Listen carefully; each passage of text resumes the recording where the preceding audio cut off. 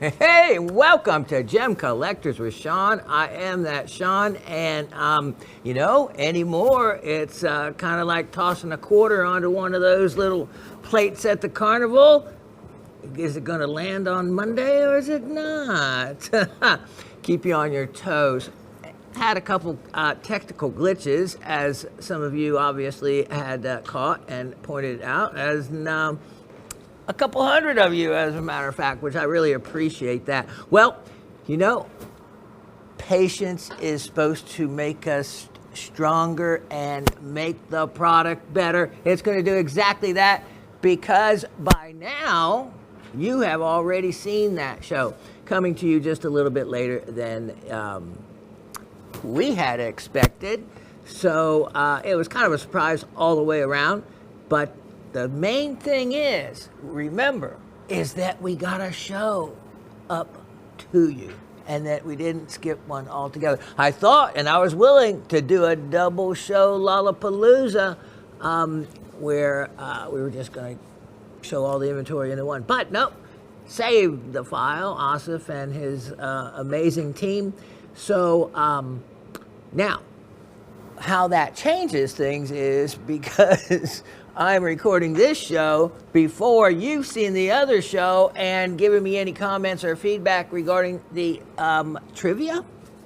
So, you know who will have won from the week before, but how we're going to do that and catch up is answer the trivia in the last show, and we won't do trivia in this show.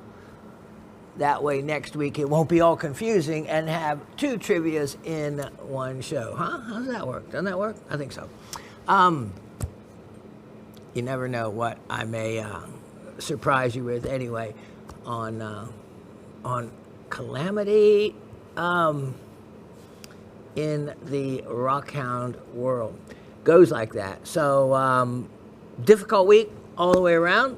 In my world, got a roof put up, and it's turning cooler weather, and I am certainly enjoying that, as I know all the rest of you will be also. I certainly wish that one of you would say, I heard that you're wanting to go to diamond only kimberlite, or only diamond pipe in the United States that is available for just us tourists to go to. So you know how it's always nice to have a relative with the yacht, or with the mountain cabin. Well, anybody out there with a place right down the road from Arkansas's Crater of Diamonds State Park would be, that's not me soliciting for anything or no, but just think, I could be your guide. I am telling you what, the number of diamonds, rough diamonds that I have had over the years, because, collecting crystals, my favorite form of a diamond is the rough diamond. And even though, if I've had those little tiny crystals that you've seen, and even the little blue ones that have been irradiated, they're still the natural diamond crystals, and I think they're fascinating, especially under magnification when you have the little ones, because, can't afford the big ones, enjoy the little ones. Well, there's a certain look that diamonds have, and once you kind of, the eye kind of beams in on that look, it has to do with its luster, diamonds have a particular greasy kind of feel to it, and so once you kind of tune in for that look, it becomes easier to find, and once you know what to look for. So anyway, I have this big calling inside me that says, and I told the Raven that I said, I, without a doubt, know I would come away with a diamond. And it's just something that I've always wanted to find. Not my favorite gem by any means, Probably some nice Arkansas quartz crystal clusters could could top that. But being able to find a diamond in the United States, a natural crystal, digging it myself, you know, where else would you have to go to achieve that goal? I mean, wow, a long way from here. And so I'm hoping to do it this winter, you know. I'm hoping that I'm well enough and hoping to do it this winter, and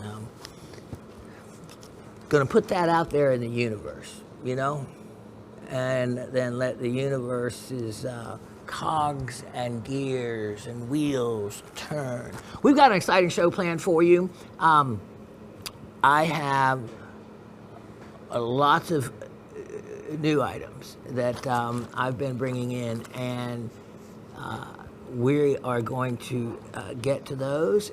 There's never really any method or madness or order to it. It's always a mix of things.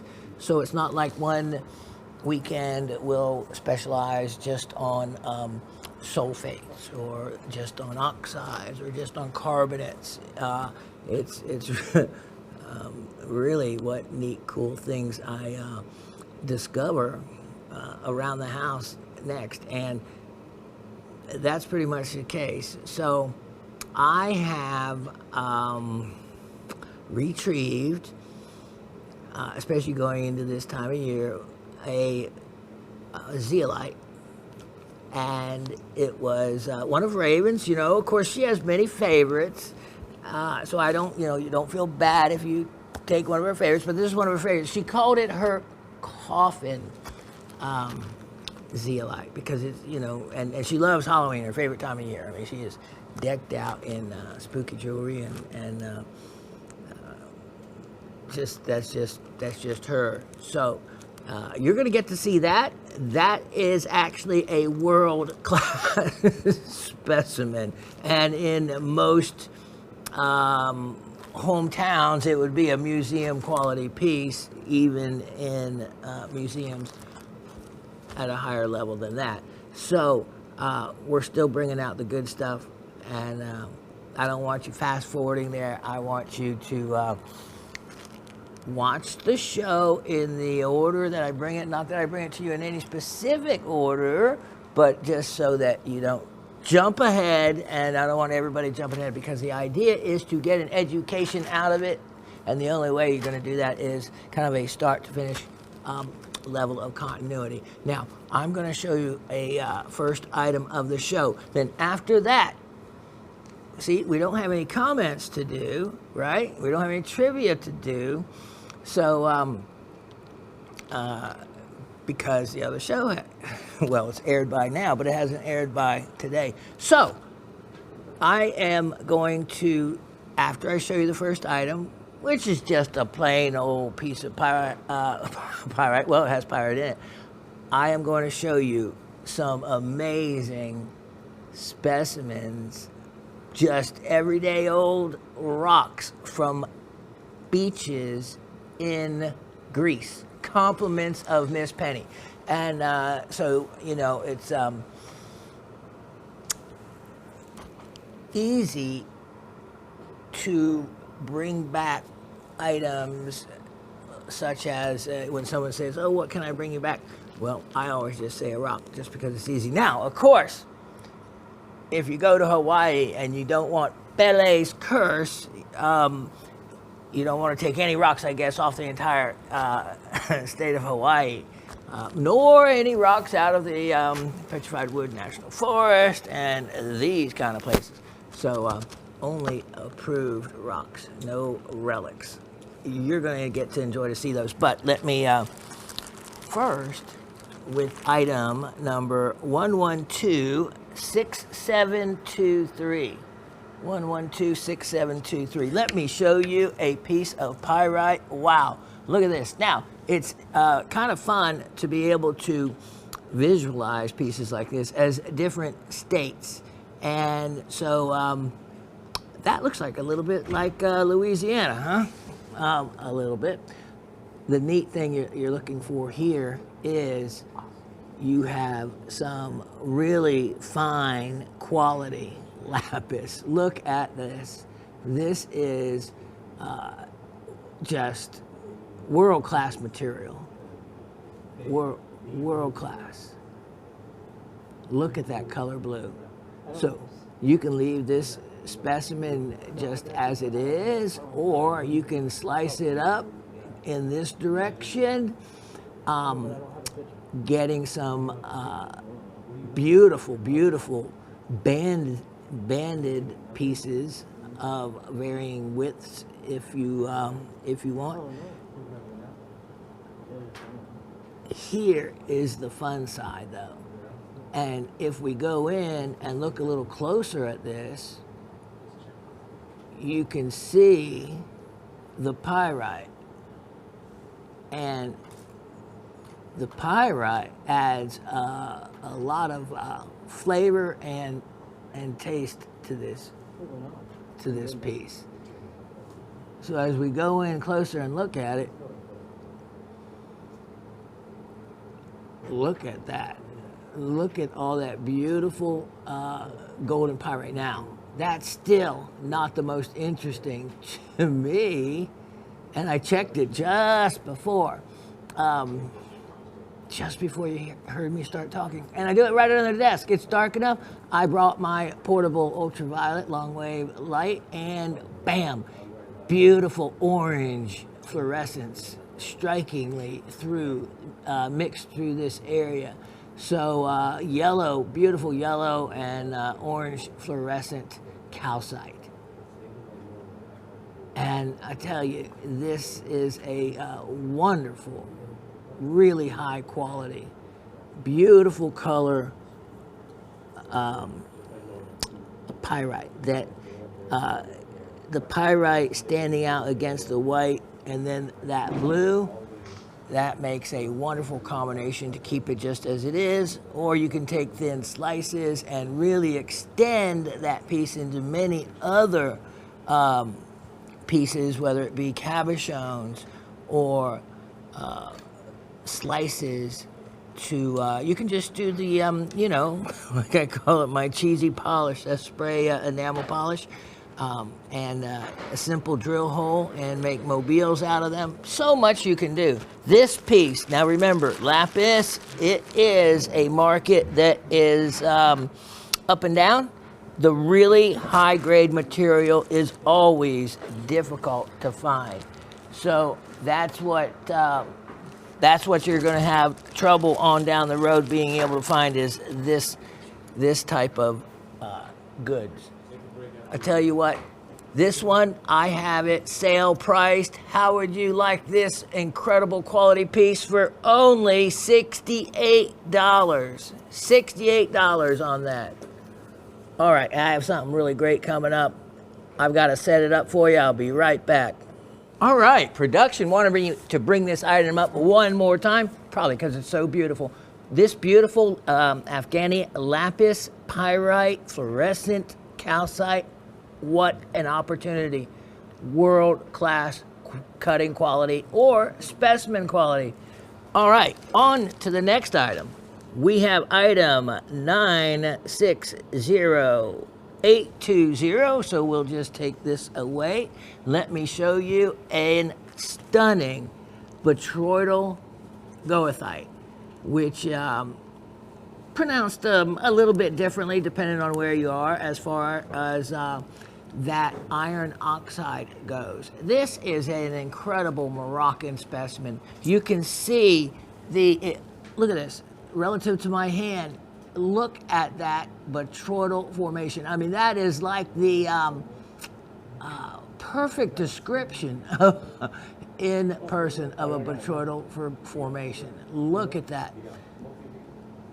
Absolutely beautiful. And you know what? This is one of those that I have on sale price because no one's going to be able to do it. I even know exactly where it has come from. The 4-man mine, $8. Only $8. Kid you not. $8 on that one. And yeah, that's a lot of look for the money. Now, let me show you. Miss Penny from Quebec. So, you know, people sending me bags of rocks. I'm one that, you know, me and Charlie Brown would get along really well. Here is a bag of rocks that she had said that she had gathered up along the beaches in Greece. And she said Greece has a lot of rocky beaches. Well, I went through this, only took a moment, and look at this. Look at what I was able to discover in just a moment. She may want her rocks back after viewing this. Okay, so when you have that, red and green, in the old world, this would have been called heliotrope, a form of bloodstone. It is absolutely a jasper. Here, look at this. You know how much volcanic activity is in Greece. You're going to bound to have some rhyolites. Rhyolites can come in some really nice banding formations. Look at this. Look at this natural kind of heart shape to that. I had pulled these aside. Look at that. That is an incredibly nice, hard, dense, durable, take a really fine polish, green jasper. Look at this. Red jasper. This is all usable material in the trade. Here's another fine piece of green jasper. Where do you find a green rocks on a beach anywhere that you know of? I mean, so Miss Penny, I thank you very much for your donation to the rock collection, and it just goes to show you that really cool stuff can be found. All you have to do is look down at it. Yeah, so you have some more of your common lava rocks and some of your other cryptocrystalline quartz pieces, but it takes nothing to be able to find some real nice material right there. All right, let me put those up and I'll be right back. Again, another world-class specimen. You know, it doesn't take something to be thousands of dollars to be a world-class specimen. It can hit that magic mark for something as simple as rarity or for the location it was found in. How about an extinct mine from the 1960s in what is known as the Zircon Belt of North Carolina? This was from the Jones mine. I was wise enough, and I'm sure the other party is quite regretful by now, but I traded a faceting machine for a lot of other mineral specimens, including those Mosca Spanish fluorites, the Villanova Spanish fluorites, some incredible items. And one of those items was a flat of this Jones Mine microcline feldspars. Look at this. As Dave takes us in close, what you may think is a plain Jane specimen, oh no, look at right over here. Look at those black crystals jumping out as we come in. You can see just how well shaped those are. These are large crystals for this particular mine. That's what we were looking for. Look at that. Now, zircon forming in the crystal system that is like bipyramidal, two pyramids together. You've seen it before. And here is the magic to this specimen. You can see the reflections off of the microcline feldspar. Most feldspars have some sort of adulorescence. And when you go to MNDAT.org, all right, the research vehicle for us rock nerds, you will not find a specimen with better quality zircons than this particular piece right here. And that's why I kept it in as my own personal one. Now, let's go a little deeper, right down into this little pocket if we can, and explore. And when you get it at home, you can even have more fun than what you're seeing right here, because you can see just how well formed some of these microcline feldspar crystals are. Now, they don't end there. They are sprinkled further around the specimen. And then look at this, you still have crystallization. Anytime you see those reflections like that, that's some of that adulorescence going on, and the crystal face of the feldspars mixed in with zircons. You have this friable orangish yellow material. That can be anatase, which is a polymorph of rutile. In other words, a titanium dioxide. But what has happened is it actually pseudomorphs in that particular location. Pseudomorphs takes over titanite crystals. Now, we just learned the other week that titanite is the other name for sphene. So yes, sphene crystals were actually formed at one time. Of course, you know, with titanium being present, that's a possibility. And then afterwards, you have a pseudomorph, a replacement factor of anatase coming in. And then as it degrades, which oftentimes it can become friable, you can get some of this orangish material that you see here as one of the possibilities for what is remnants of it. That's why you see specimens, and even though this could be cleaned out, they're not actually done because it's considered as part of the mineral specimen. So lots of exploration can be had with something like this piece. There is also quartz crystals that are definitely visible, but right now they tell me they can't go in close enough to find them, but they are sprinkled throughout this piece. And that, like, look at those beautiful zircons. Where else are you going to find a zircon specimen from North Carolina? You know, only in the old mines. There's no more new material like that being discovered. This is from mines that ended up closed in the 60s or ended up to become just mined for the occasional specimen. Nothing else left there. This was a classic old batch. And if you look and compare to Mindat, this, even just this specimen, now I've offered others from that location, this easily is finer than any of the other.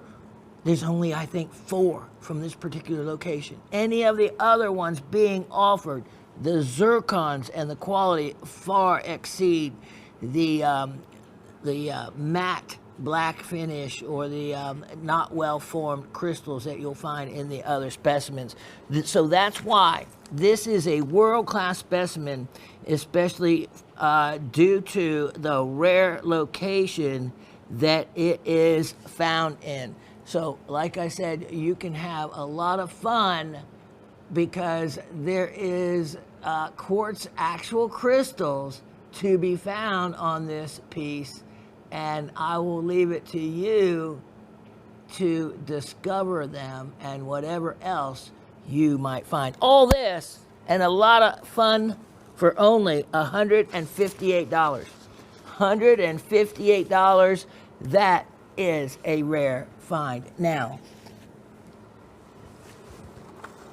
speaking of something that goes with something we've already seen, let's look at item 113 6323. 113 6323. So I just showed you a specimen of world-class lapis. Well, let me show you what a cabochon from, now these didn't come from that particular piece, obviously. You could tell it hasn't been sewn on, but these came from another specimen that was of the same quality,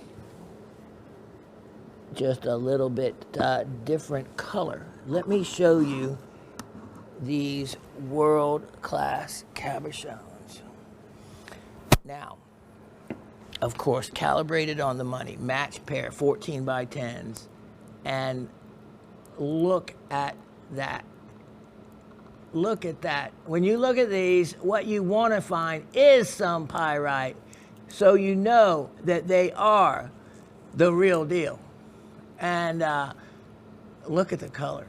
What you don't want to find is calcite, or at least maybe only enough, again, to, like right there on the edge, tell you that they are not synthetics. There is, under magnification, little tiny pieces of pyrite. And that's what you want to find. Look at that color. And when you get high quality lapis like that, you can really develop a mirror finish on the polish. And that's what you're seeing right there. So the pair of them, you won't believe it. Yeah, a fraction of what just the rough would cost. $28 for both. $28 for both. You're looking at what, 9 carats? So I think that's like $3 a carat. Around $3 a carat on that. Wow. Now, here is something everyone can use. Let's look at item 1135823. And what we have is, I'm not going to take these out because they're just too nicely arranged. Look at this. Look at this. Parcel of gems. And in a, I don't know, what would you call that? Some flower cut, 4-leaf clover cut, something like that. You have 2 blue topaz, 2 peridot, 2 amethyst, 2 citrine, and 1 really nice quality and color garnet. And all that, let me get to the button right here. Yes, so I can't imagine if I was actually having to cut those myself, what that would involve time-wise, especially when I could go out and go to a show like Gem Collectors with Shawn and buy them all 9 for $27. That's $3 each. That's making all you stone cutters out there just like go, why do we bother? Well, because actually we would do a better job of cutting, and that'd be about it. Other than that, I recommend buying them for $27. The amount of time to cut something like that versus, again, overseas artisanal labor. Artisanal labor meaning family labor, just little groups of individuals. That's how a lot of material is cut. It supplies food and shelter for many rural communities that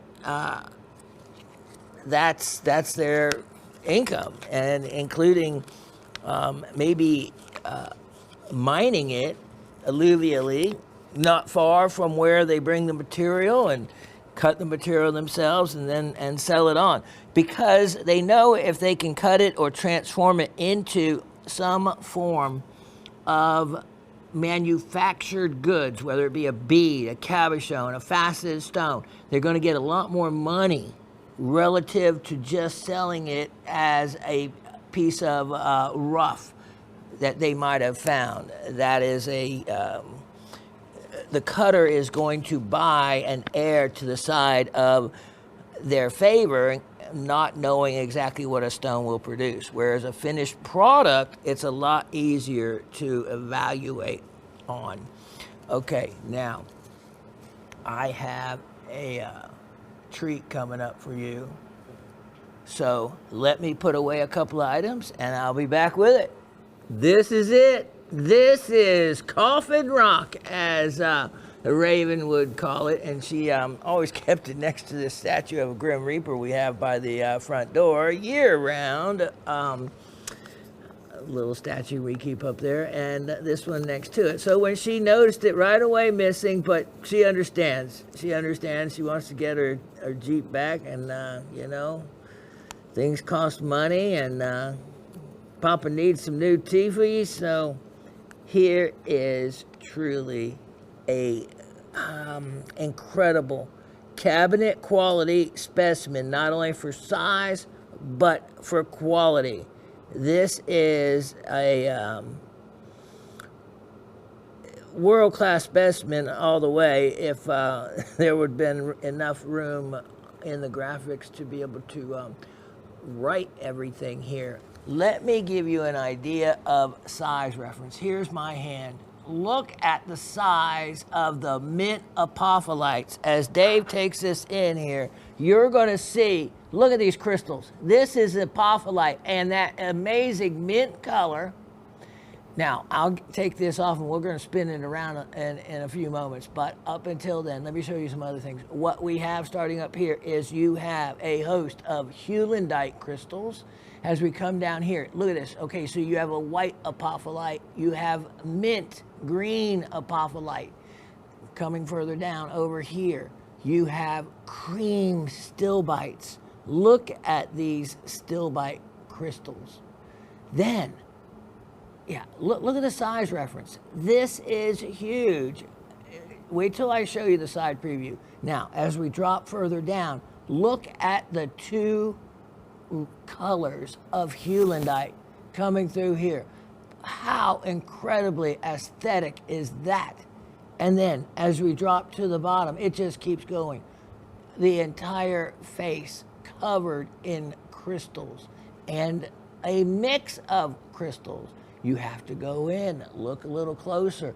No telling what you might find. From a distance, I see something right there that looks a little unusual or different than the rest of it. Let me take this one off the rock and let me give you a side profile. This will actually come with that stand. That stand fits it so well you don't even see it. Look at this. This is what I want to show you. Let's take you underneath Table Rock right here. Look at that overhang. And then look at that rich colors of green underneath there. And it is things like that that add value, the aesthetic part. And actually, I'm kind of curious, what is up underneath that? It looks like some radial crystals almost. Maybe it's just the way the apopholite is reflecting. Look at these stilbites. This has your three classic type of zeolites. Your apopholite, your stilbite, and your heulandite. Now, it looks like it also has some, besides the basalt, another mineral, a bluish color mineral there. This white back here may be gunneotite. Look at that. So now let's look at it from this way. That's where that overhang is. Ah, great shot there, Dave. Oh yeah, really good shot. And you can see the two colors. There is so much to discover that this piece I spent an enormous amount of time searching it for all kinds of other small crystals. And the heulandites, like in here, the heulandites are like transparent. They are really fine. So when it comes to high quality pieces and in mineral specimens, you want a nice general crystalline background. At least this is kind of what I like. This has that. Then you want a center part of it that says, look at me. You know, it's kind of like the huge tourmaline crystal sticking out of a cluster of a lot of smaller ones around its base, but then you have one big one. Well, here is the big one. You have a gigantic mint green, well formed apophyllite crystal. Let's go right in here for a moment. Here's what I want to show. Here, look at this twinning right there. So that shows you, you can see that wonderful 90-degree angle. And then look at the stair-stepped growth of the crystal. When you really get investigating it closer, like we're doing right there, but like you will do for a much longer period of time at home, oh wow, you're going to discover all kinds of things. Again, like this white one with the mint green around it, the stair-step crystalline growth, the looks like a twinned crystal right there, and then it fits in its snug little home so perfectly that it is disguised. This is a world-class piece. And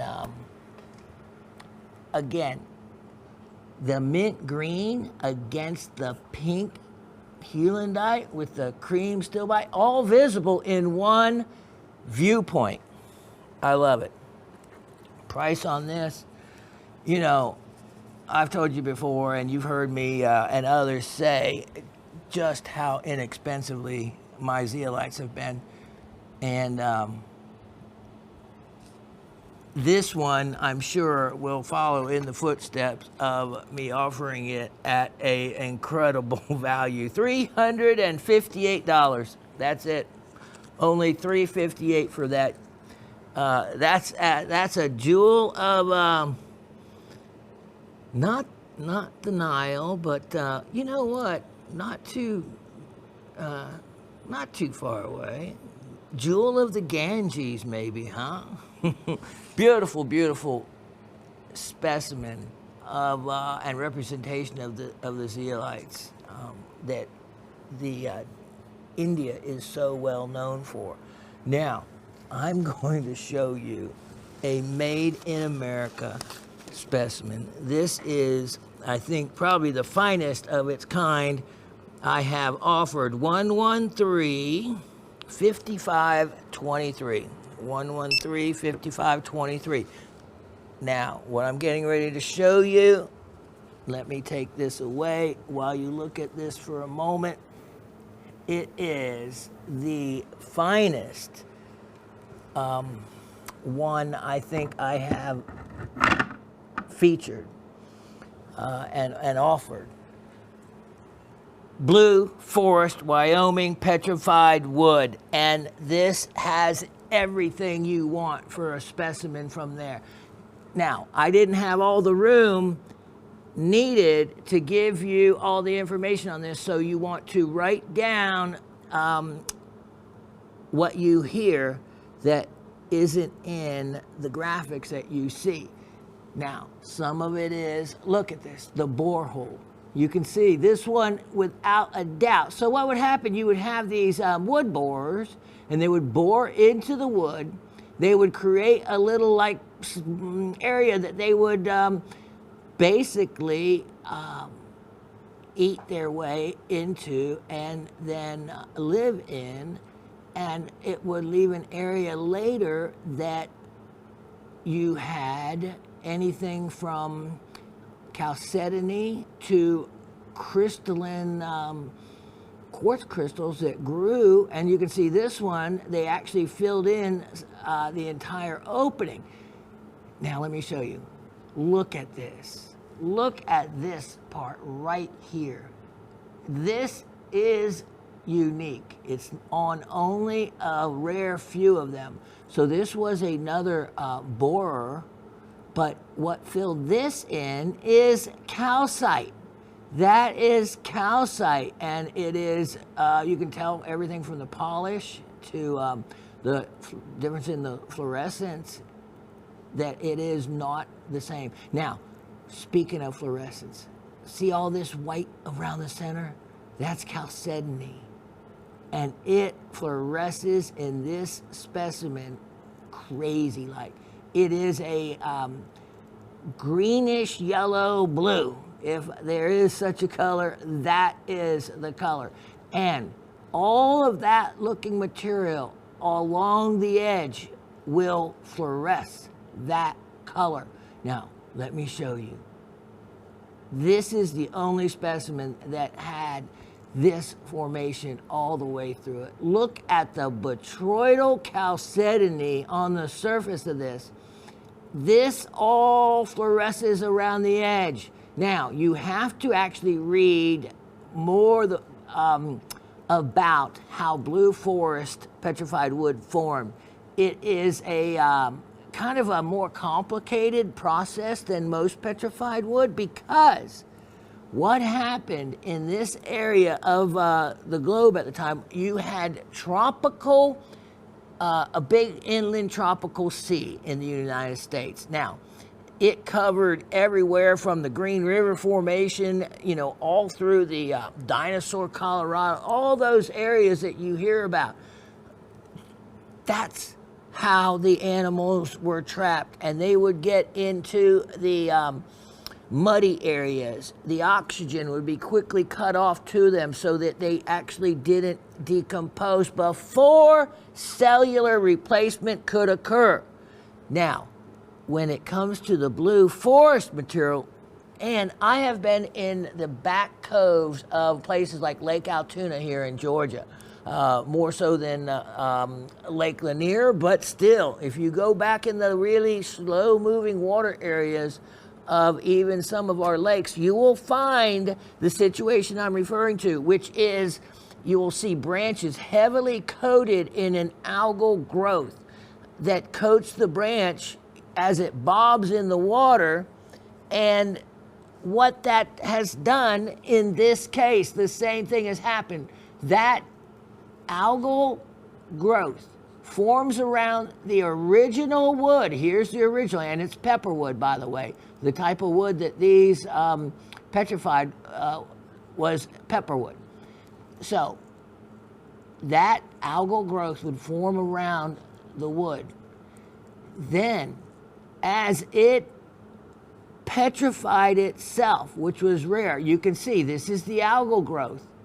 The wood then contracted as it does. So when the wood dries out, it will shrink, right? That's what happens. So the wood shrank within the algal frame, the algae frame, leaving a gap. And within that gap is where the chalcedony and the silica later formed and filled in. Now, on some of these, you get a bark also that will be petrified, which is an additional outer layer on top and over the algae. Now, you can see the different layering here and you can see some of the bark here. Look at this. Now, you've only seen a small portion of how gorgeous this is. Look at this. This is all chalcedony. Look at the botryoidal formation. This all fluoresces a really beautiful bluish green color. And then look at this. This is one of the most attractive pieces. And you see that opening right there? You can put a light bulb right in there and light this entire thing up. it's just so aesthetically attractive. Now, this is the natural bottom, so there's no saw cut across here. You can see it just the way it is and the way it was preserved. You can see the different layers here. As we move around this, the fluorescence of this, here's some of the original bark that you can see. Yep, right there, you can tell it. I could tell it from out here. And then this is rare to get, these additional unique formations like openings like that. But it's neat when it happens. It's really neat when it happens.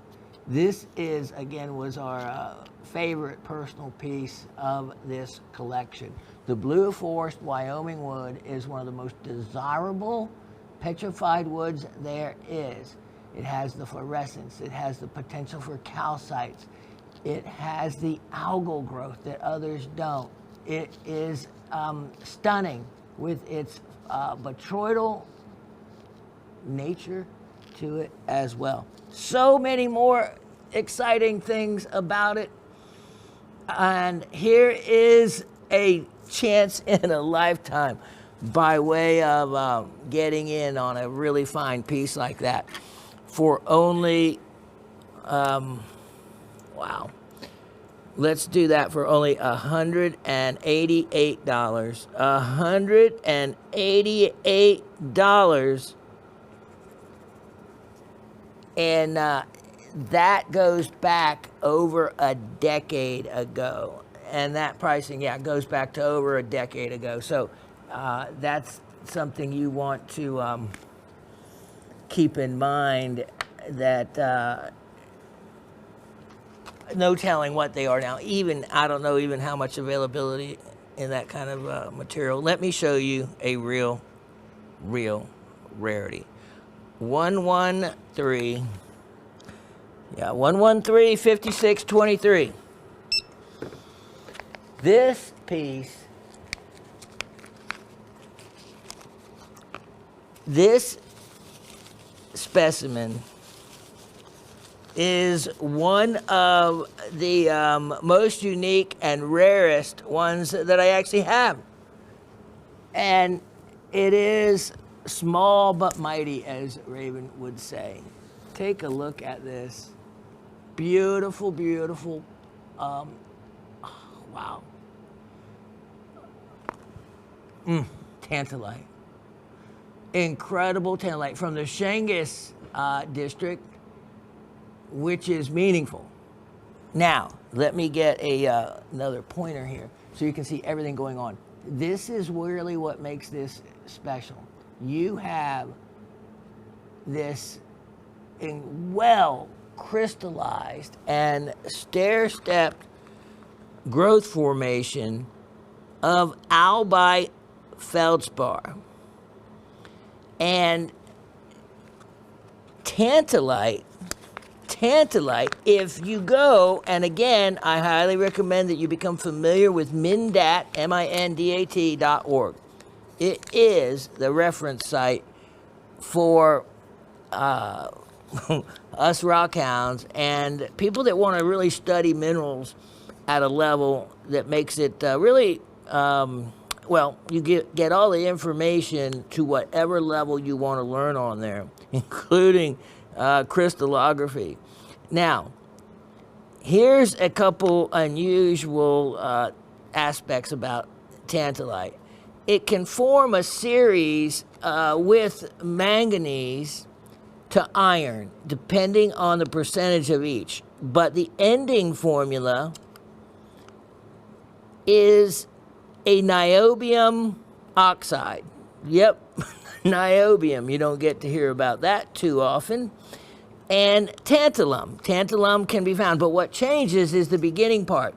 You can have a mangano-tantalite is what they used to call it, that manganese is the dominant mineral, or you can have a ferro-tantalite where iron is the dominant element in it. And it's kind of unusual because columbite, if you get to researching it and come across what is known as you see the columbite series, that is often confused with tantalite and sometimes difficult to tell. And it is still basically the same formula, just depending on whether it's an Fe2 plus or an Mn2 plus for the beginning part of the formula. What makes it kind of interesting, though, is the first USA mineral that was named and discovered in USA and named was celestine. The second one was columbite. Columbite was the only second named USA mineral. And kind of interesting about that. And celestine, of course, celestite is interchangeable with that. Now, there is, when you look this up in Mindat and you look for the quality crystals, for one, you can see relative to my fingernail how big these actually are, or to the end of the tweezers. You will find that there is none of them this high of quality in a crystal of the tantalite. Most of them are going to be a matte, poorly, look at that. You see how sharp and well-defined this is, and then let me show you and get the light reflected off of this material, and you're going to see that trapezoidal effect. Now, in looking at all the tantalites, I was looking for this particular crystal formation. It forms in the orthorhombic, but just like calcite, there's so many different habits. You want to find one that matches a specimen you have to reaffirm what the mineral is. Now remember, these minerals are sold and the names are passed on as to what they are, but so many times I have discovered them to be different than what they're being, than what's offered. So I do my own research as to what they are. And most of all the time they're correct. And in this type and of specimen, they were correct as well because of the other associated minerals and etc. But here's what finally, though, told me that this piece was definitely a tantalite. I found from Amelia County, Virginia, a matching crystal shape exactly with the trapezoidal sides and those kind of terminations. And once I saw that, then I said, okay, then it does form in that habit. And then I knew it, even though everything matched, because the difference was these were so much finer than any others that had been sent in to Mindat. That's where the geeks of the mineral kingdom love to take pictures of their specimens and outdo each other with the nicest ones they can send in. Well, if you took a picture of this one and sent it in, it would top every other one in that was being featured. There was none with this high a quality. Now look at this. That's just one face. Look at this. Oh yeah, there's more. There is more. This is one of the basically the finest tanalites I have seen. Again, it can be as part of the tantalite series, whether it's manganese-tantalite or ferrotantalite or even a columbite. They're all right in each other. Now, here is the other interesting thing. The way the feldspar, like this, okay, it looks like a crystal that has been broken off, but what happens is it fills over with additional albite growth over it as a secondary formation. Now, these other crystals? Can we go in any closer, Dave? Let's look at this right here, because what I discovered was crystals with little indentations or imperfections those little areas actually filled in with additional crystal growth, like it was healing those places on its own. Look at back in these pockets and look at the, they call it porcelainous, if that's the word. Porcelain, a porcelain look to the feldspar, and you can see it has exactly that porcelainous look to it. These crystals far exceed, with the striations and the perfect terminations, far exceed the quality of any others that were featured. Oh, here's another one where it has little imperfections in the crystal of the tantalite, and then in those places feldspar grew more. Now let me show you. Here is what I discovered with going into the closet, and I was floored, a little bit of pun there, and was so excited to find them. Let me show you, and Dave's going to have to work his magic to bring them out to you. Let me discover them here. I had to look carefully when I found these to assure myself as to what exactly I found. And I had to reaffirm myself that that particular mineral was actually found and available in this particular mine, and it was. Look at how beautiful that is with those cascading crystals. Okay, so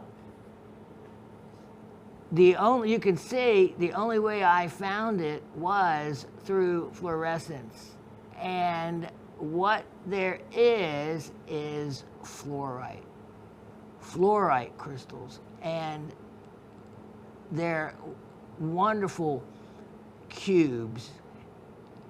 And as soon as I find one, I'll be able to find the others. Okay, so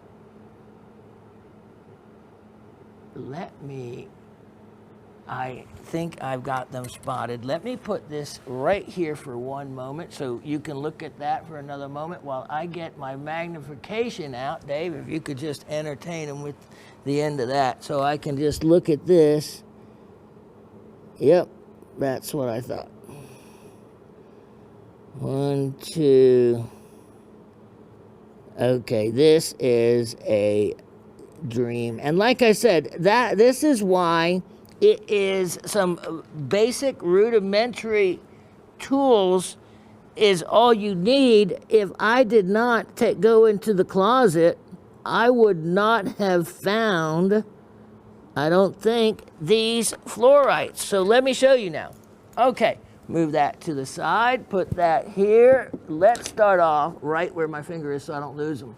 Right here at the end of my finger, if we can go as close as we can, there is a grouping of fluorite crystals that actually, let me use this, actually has, there it is right there in the middle. You see that crystal? You see the purple? Ah, Dave, you're on it. Look at that. That is a fluorite crystal, and look at the purple. It is a zoned or bicolor or phantom. You can see it as I turn it, the purple growth. Then there's one to the right. Now, as we move over here, there is a couple more to be found up in this area. Let me show you. Right up here. There we go. Right there. and right there. You can see the square-shaped crystals right there, and then right down over here. Fluorite. Very rare to find with this type of specimen, but you go in the closet, you turn on your long-wave fluorescent light, and boom, you find them. This specimen, like I said, tops anything in the Mindat book, in my opinion. And I have such an amazing price on this. Yeah, $128. That's it. $128. That's bigger than what they consider a thumbnail. You know, I don't know. It's, you know, probably not a cabinet, or maybe they call it a small cabinet or something like that. But for the type of material that this is, you just can't find anything of the quality that the crystals are in this material. I was much more impressed with it after viewing it like I did. And that's why when I get these items out and I expect, oh, I'll get, 12 items, inventory today, and I'll get 5 or 6, because I get so involved with the specimens. I see and learn and discover more. I've had that specimen for years. I've loved it for years. I never really realized the high quality porcelainless. That's the way they use the word. Quality of the feldspar, but it matched their description perfectly. The quality against all the other tantalites in the Mindat book. This beat them all. And then to have the fluorites. What an extra bonus. Now, speaking of, something nicer than you would normally see this in, item 113. 113, 5623. Nope, I already gave you that one. Sorry about that. 113, 5423. I have not offered anything along the quality lines of this tangerine quartz. Look at that. Look at that. Now that is orange. Look at that. And look at the size of that in my hand. Look at that. Now, what creates the orange on that? Well, hematite. Hematite. Yeah, it's a surface coating. So if you wanted, or here's where some people make a big mistake. They think, oh, I'm just going to, clean this up a little bit. I'll put it in some oxalic acid or something like that. And poof, there goes all the hematite on the surface that took eons of time to build up. Really, that's what happens. And that's not what you want to happen. It is much more valuable with that coating called tangerine quartz. And that is a fantastic piece from Brazil. And I have a really good opportunity price-wise on this, because the way this material is valued is in the size of these crystals. So look at this. You have that full-length termination here. Look at all these others completely terminated. See these? Yeah, so they're complete crystals through here and through the middle. It aesthetically just has a really nice look to it. And if these crystals also, some of them can have an iridescent coating that can develop or already be on them.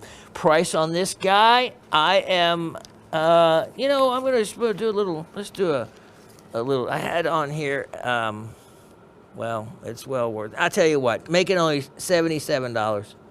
$77 on that. And it's, again, one of those that just a little bit difference in quality, or incompleteness can make a big difference in price. So that has a large crystalline look overall, and that's what you want to look for. Now, let me show you a real fun item here. This is 113-5923. Now, this is either for the hobbyist or just for anybody that wants a really nice piece of nephrite jade. Check this out. Look at this. But look at this. Okay, so it's got a post, a peg drilled. And I remember, I do not know what ended up. There was an eagle, a carved eagle, I think, that, yeah, it would work great for a flower that went on here originally. And I knew that was just more of Shawn's gunk. Look at this. So this has been like tumble polished on the outside. And then you can see the nice quality. So you have a nice finish. That's a real finish. That's not a Shawn cheapo spray finish. So what I thought, you could either clip that off, but I didn't want to do it prematurely because it would be like impossible to put it back on. This would support anything. This is drilled down in, and so better yet, you know what I had, and I thought about doing it, and I said, no, if I do that, I'm going to keep it, is I had a clear quartz sphere, you know, that was maybe 1.5 inches across. And I thought, wow, I could drill that sphere and put it on top of this piece of jade, and that would look like, you know, the moon sitting, or however, whatever you want. I think it would just be kind of pretty. You can cut or carve anything and drill it to go on there. And it's maybe something you already have, another rock, another, you know, like that, it's ready to go, especially when the piece only costs, gonna make you a deal you can't refuse. How about this? $28. Yeah, $28. I tell you what, as hard as jade is, I would have charged $28 in the day just to drill that piece of jade and put the post in. Oh yeah, difficult stuff. Now, wow, clock is running out on us. We had, the way the show fell, and with what happened, we kind of lost some time, so I apologize for that, but I'm going to try to make up for it with some goodies here, like this next one-of-a-kind opportunity here. And here is the only batch I have to offer of item number let's see. Item number 113-6023. And this is, probably goes back, let's see, 3 decades? Easily. These were probably cut 3 decades ago. And I have one parcel I'm offering to you. Look at this. Look at those babies. That is a parcel of cut tourmalines. Look at that. Look at that saturation in that one.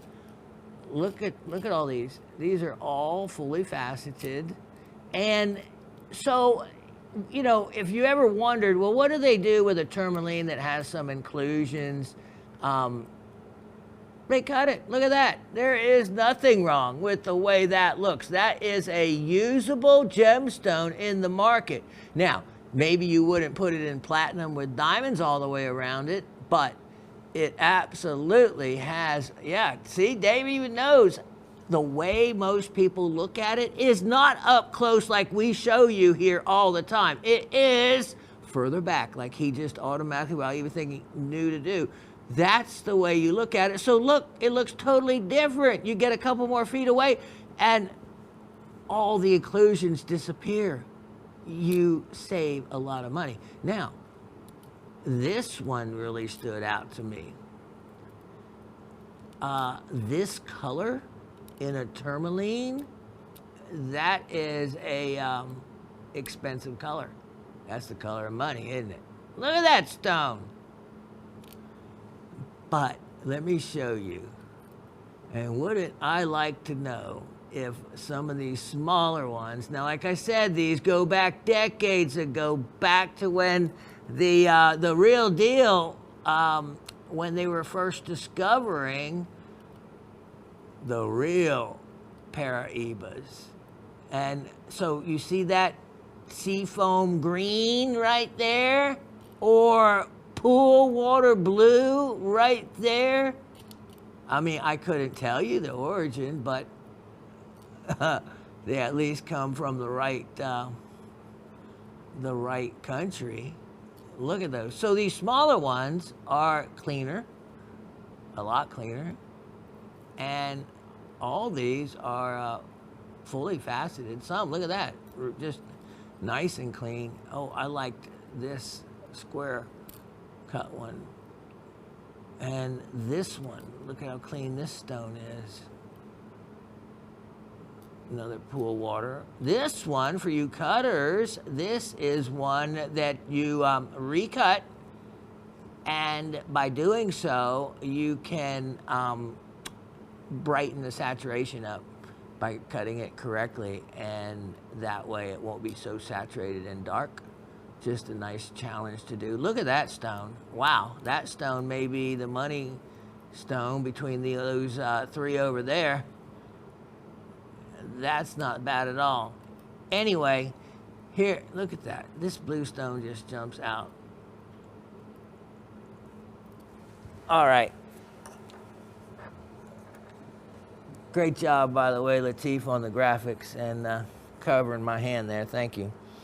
How about this? For the entire parcel, 22.65 carats. Let's just roughly make it, well, make it, really, Shawn? I talk to myself like that. There's 25 stones, 22 carats, so they almost average a carat each. Make it $48, just over $2 a carat across the board. There's one stone in there, maybe two. Easily makes up that amount of money. So, yeah, that's why I said there's only one parcel. And did I even show you this stone? What in the world is that? Wow. Now there is, what in the world? There's a recut right there, and you're going to wind up with a nice gem when you're done. Wow. Wow. Okay, well, I priced that a little cheap. But anyway, only have one of the parcels. There's not going to be another one. Take your chances when you can. Let me show you. Oh, here is a rarity.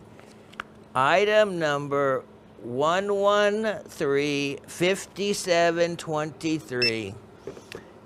Okay, now, if you speak Sanskrit, then you'll know when I say Sinhala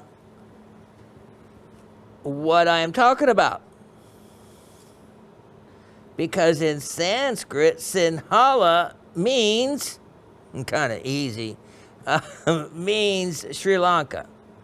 In other words, Ceylon.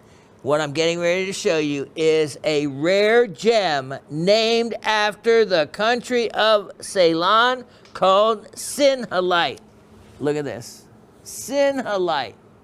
And let me clean some of this mess up. Excuse me. Let me put this here. How's that? And all right, look at that. synhalite. This was a recut. I had it recut overseas. A lot of these were just really rough native cut, and so this recut into a nice looking stone, a nice collector's stone, and I won't take it out right now. Leave it in there. I think you get the idea because I have it priced to move. Collector gem, 65 points. It was a special recut, yellow Sri Lankan. Synhalite, just a rare stone. $38. Only $38 on that guy. That only one being offered. So take advantage of the one while you can. Now, oh yes, here we go. I have another something you have never seen before. All right, let me have a moment here, and I'll be right back to set this up. You know, like I said, for a while there, we were finishing every show with a zeolite. Well, I don't know if this will be the last time on the show, but it's awfully close to it. This is, again, another one of those specimens. It turned out to be one of our favorites. We have kept it throughout this entire time, and beautifully displayed because it sits on its own. Yes, what you're seeing is without a stand. Let me show you the size of this. Look at this. Yeah. You know, that's why reference is so important. A ruler, something in a picture, really says, well, says 1,000 millimeters. Look at this. This is a cabinet quality specimen, and there is much to look at. So in general, what you're looking at here are apopholites. That is those whitish, clear whitish, or mirror looking crystals that reflect back. The cream material that you see like here, or maybe underneath the edges, that is going to be stilbite. And then as we come down here, you can see, let me get my little pointer, that stilbite crystals are kind of tucked away back underneath. Then down here, right in this area, you have heulandites, some heulandite crystals. Then as we rotate this around this way, wow, look at this. Look at this.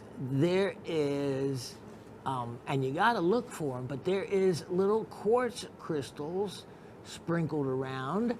Look at the cream stilbites, like here and here. Then more apopholites. But let's go back this way for a moment. Look at how large these are, by the way. Look at how large these crystals are. Look at the depth of the crystals. In other words, there's like layered on top of layers. Now let me show you. Here's what I really loved about it. Look at this side. This is all quartz crystals with the occasional apopholite, and then look at these little stilbites with the little, they look like little arrowheads. Yes, as Dave takes us in closer, these little apopholites are like little diamond crystals. You can see them reflecting out of, look at that, there's another one there, out of the quartz. The ones with the points, those are the stilbites.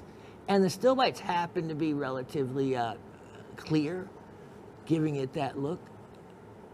Look at all these micro quartz crystals, yet they are distinctly visible. And as we change the angles, look at how you see these other crystals up here. Then you have look at this big apopholite up here.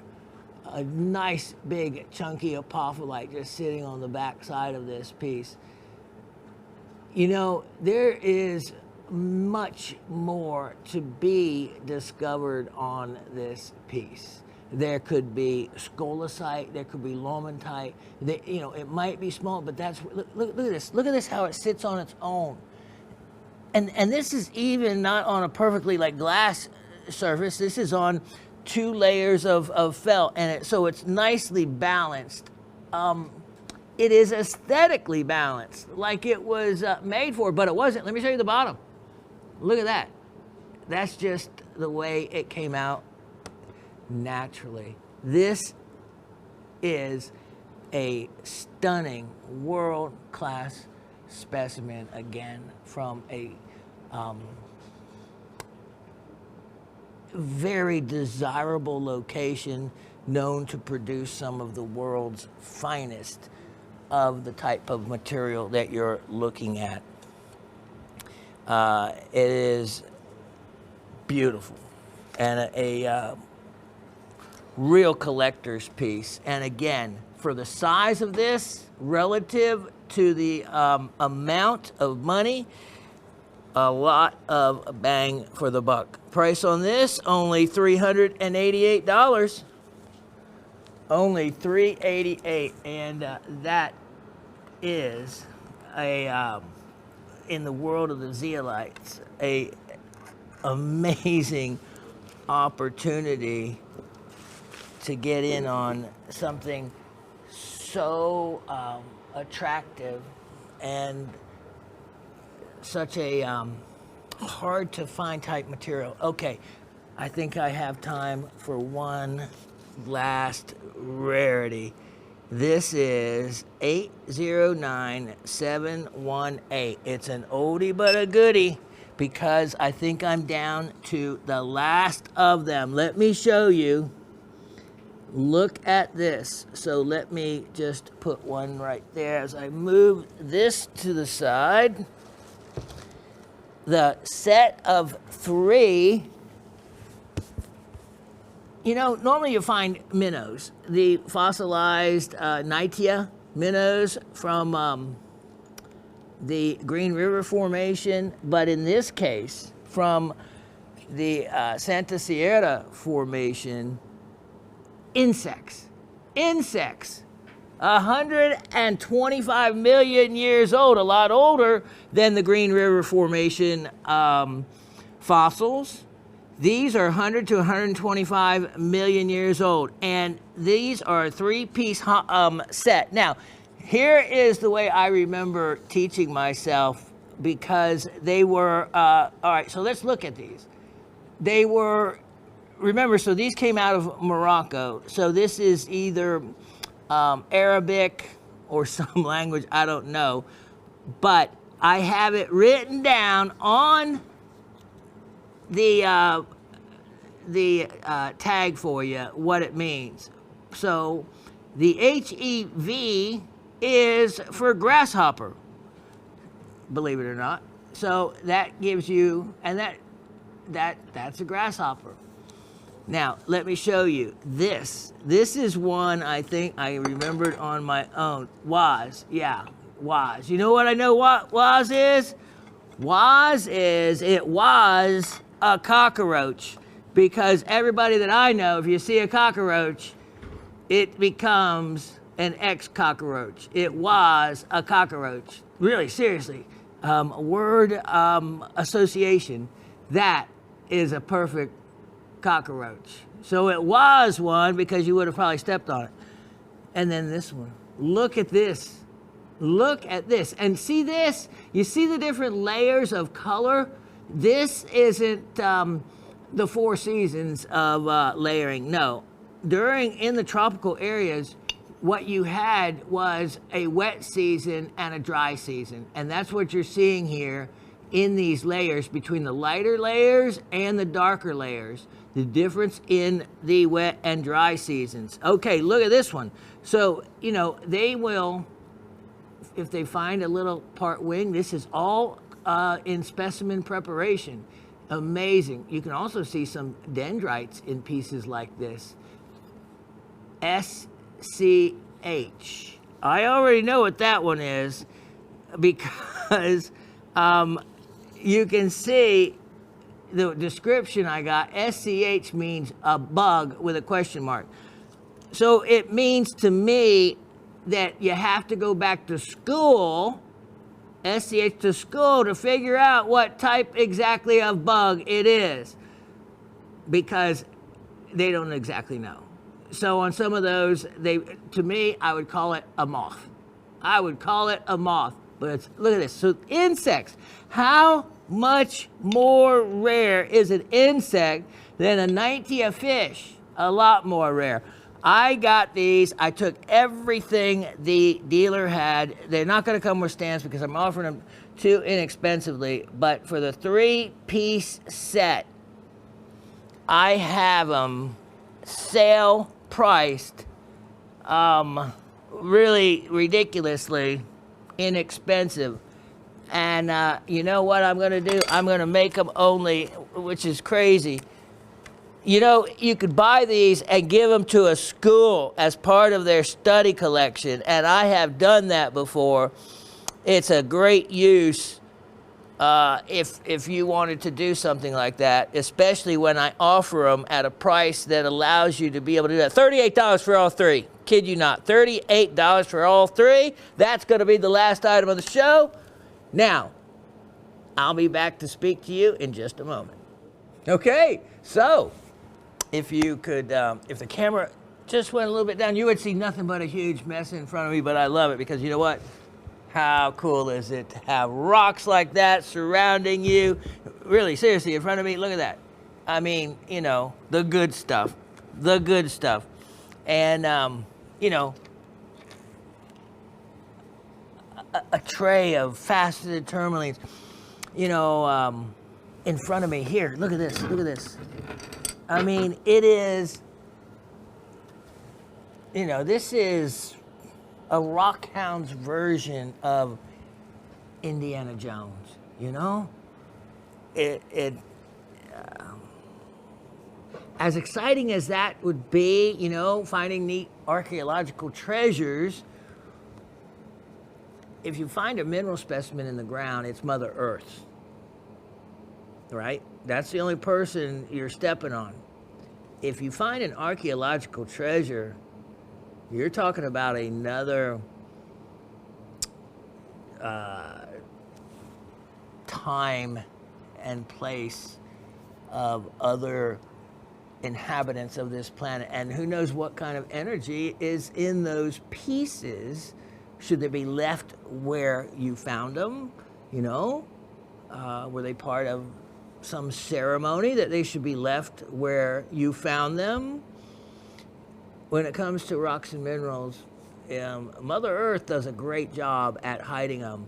And I often talk about when they are doing these new developments around, and Dave and I talk about this all the time in Forsyth County, and you see the ground being broken open with these big bulldozers. Well, the county I live in the corner of, I am in the middle of the buckle of the Gold Belt.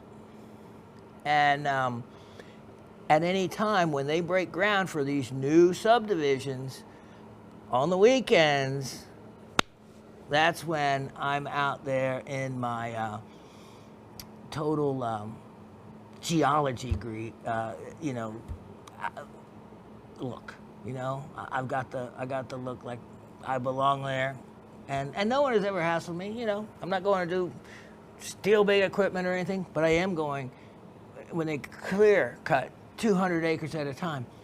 That ground oftentimes has never been turned over before, has never been cleared. Those bulldozers are hitting virgin material. It's been known in the northern suburbs of Atlanta, when they have built in Roswell several different subdivisions, and they've actually broken into old mine shafts.